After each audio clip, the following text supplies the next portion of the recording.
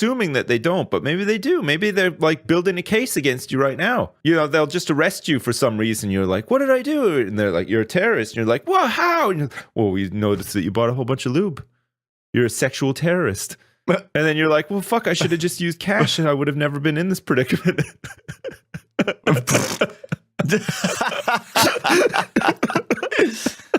Let's get rid of contactless. Let's take the first step to shutting it down. I think that's all we got time for today. We got a bodega though, I think. Yeah, this is the first hard copy bodega. You know, I had to write it upstairs. Yeah, we didn't even I totally forgot to mention it. It was an on the road because Pyrion's in Bristol for this one. Oh yeah, Pyrion is in Bristol. So if people have noticed the audio difference, that's fine. We done the poker stream this week. We could talk about all this stuff next time. Yeah, it's been a good week. It has had a lot of fun. Nice. Are you ready for Bodega Part 20-Enuo? So Pyrion wrote this last night and this morning on the computer upstairs. And had to print it out. So it's the first hard copy. It is. Of a bodega. The first hard copy of a bodega. And I need to figure out how to send myself the digital copy so I have it to go in the collection. Right. Email it to yourself. How about that? Are you ready? Yeah. Bodega Part 20-Enuo.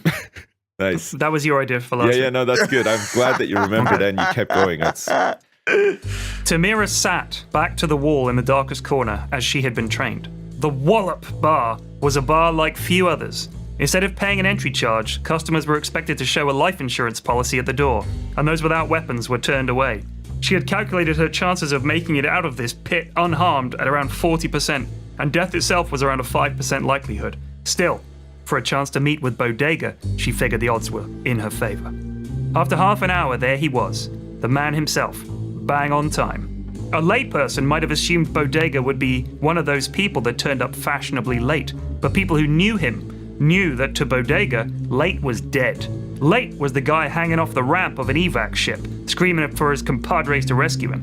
Late was a co-pilot mistiming the jump to hyperspeed and getting caught in an exploding nova. Late was a Filtruvian slip hound begging for mercy while a gunch crunk smarkled like a Trevenwonk at the biannual Gremfrith. Late was nowhere. Bodega sauntered in without a care in the galaxy. Tamira felt her undergarments getting a little tighter, a little hotter. Yeah, so what? She'd always had a crush on Bodega. It didn't have any effect on her ability to do her job. That's why they could still work together from time to time. Bodega scanned the bar casually, saw Tamara immediately, and began approaching. Tamira felt her face flush in response. Be cool, she told herself. Tamira, how's it hanging, pard? Asked Bodega. She played it cool. Men who fancied her didn't usually refer to her as pard, but she reminded herself this was a business meeting. Could do with a refill, B, she said, swilling the last of her vulvail around the bottle to emphasize her point. Bodega turned to the bar and held up 2 fingers, and took a seat across from Tamira. Within 20 seconds, an eager bar boy pranced over with their drinks. Hate sitting like this, said Bodega, clearly uncomfortable with his back to the door. There's room here, said Tamira, sliding along to make space for her crush. She wore a midnight blue skin suit, and as she slid across the wooden bench, it made a pleasing squeaking sound. She noticed Bodega involuntarily bite his lip, and she stifled a smile. No matter how much of a badass a man was, she'd still never met one that could resist her ass in this outfit. Bodega and Tamira sat side by side, eyeing the bar for a good 10 minutes before the man spoke. Tamira, he said, I'm putting together a crew. Hoping you're available. He turned to look at her. Nothing but honesty written across his face, but there was the faintest twinkle in his grey eyes. Holy flav, she thought, my chance to get close to Bodega. For the last 5 years, she'd been working as a spy, mainly corporate stuff. High-end deals, companies trying to steal from one another, boardroom manipulation, twisting a campaign slogan towards strength or weakness, intel leaks, assassinations, and of course, some general admin work and making cups of scoffy, that kind of stuff. But there was a chance to test her mettle with Bodega, and maybe, if she was lucky, catch his eye. What's in it for me, she asked, trying to play it cool. Not much. Money, hopefully. Glory, maybe, said Bodega, downing his drink and ripping a vast cumulonimbus on his mega vape. Also, Bodega began, leaning in a little closer, much to Tamira's delight. Not sure if you heard what happened to me, but we got flarved over. Woman's name was Sheila. Well, that's what she went by. Let me guess. Middle-aged appearance, frumpy, harmless, and made the best damn scoffy you've ever had, she smirked. Yep, that's the one, sighed Bodega. She took about 500 million skrells and made for the cosmos. Need some help tracking her down. Name's not Sheila, it's Wargon. Shape-shifting son of a scrub. and he's a bad mother. Tamira was cut off mid-sentence by Bodega's expression. His smile had dropped. His eyes were on the door. Tamira turned to see what had caught his eye, and right on cue, in walked Wargon, disguised for some reason as Sheila. Well, I'll be farmed, spat Bodega, pulling his las gun under the table. Not here, and not yet, said Tamira, placing a hand across the gun and tilting it away from Wargon. Tamira, that bastard stole half a bill from me, and in my book that means it's party time, said Bodega, pulling a second gun out of his coat with his other hand. Bodega, please, Tamira insisted, using her other hand to push the second gun aside. Tamira, I ain't letting this fool get away from me, said Bodega, angling his left boot towards Wargon, a small las gun barrel visible at the toe cap. Bodega, trust me, pleaded Tamira, using her right foot to angle Bodega's boot away from Wargon. We need to know who he's meeting first. I don't care who he's meeting, said Bodega, using his remaining leg to point a toe cap towards Wargon. You need to wait, hissed Tamira angrily, as she worked her other leg over and pinned Bodega's last leg to the bench. She was straddling him at this point, her back to Wargon, her face close to the sinewy cowboy writhing below her.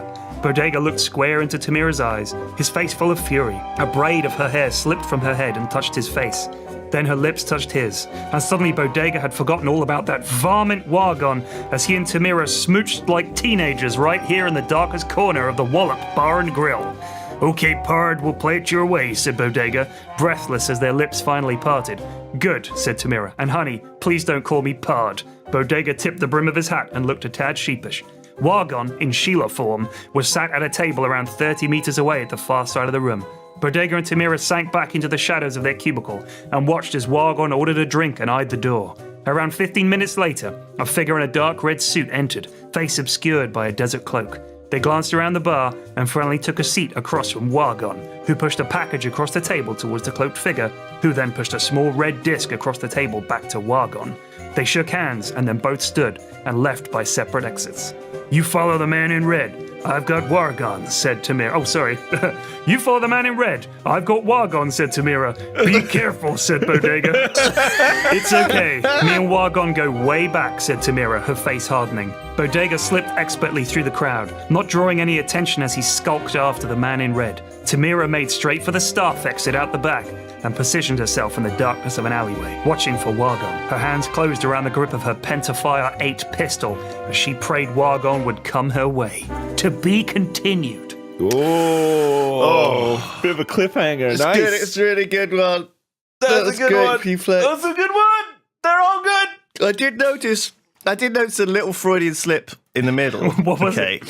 Well, because you say that you're not Bodega. Right, okay? right. You're not Bodega, but you call Bodega Bulldega? No, that was not true.